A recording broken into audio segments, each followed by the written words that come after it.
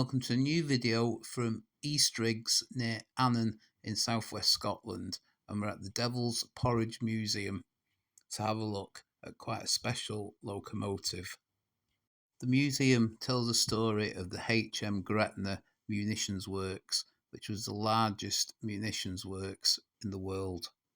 I'll talk about the works later in the video, but we're going to have a look at this locomotive called Sir James. Built by Andrew Barclay in Kilmarnock in 1917, it was numbered 1550. It was a fireless locomotive, so it had a steam accumulator instead of a boiler to reduce the risk of fire. After being charged from an external boiler, it could pull 15 full wagons a round journey of 18 miles. After the plant was decommissioned in 1924, it was transferred to the Metropolitan Electric Power Supply Company at Brimsdown Generating Station in London, and then later found work from 1975 at Fleetwood Power Station near Blackpool until it was retired in 1981. After spending time on static display at the Lakeside and Haverthwaite Railway in the Lake District, it returned home in 2011 and was put on static display at the museum in 2014.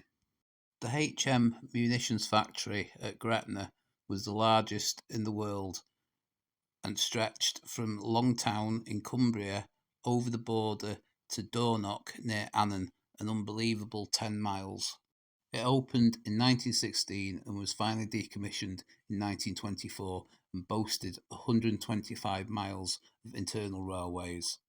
It consisted of 4 main manufacturing sites and 2 townships built to house the 30,000 workers that came from all over the UK and around the world. It produced a firearm propellant called cordite. This substance was made from a paste nicknamed the Devil's Porridge. This came after a visit by the famous author Sir Arthur Conan Doyle, who described the process as kneading it into a devil's porridge. Nitroglycerin and gun cotton to make the paste was mixed by hand. Today, the story of this vast factory is described at the Devils Porridge Museum, which is in Eastriggs. So just to finish the video, here's a little look at some more railway relics that are on display outside the museum. So I hope you enjoyed this video. If you have, please give it a like or a hype and subscribe to this channel for more videos.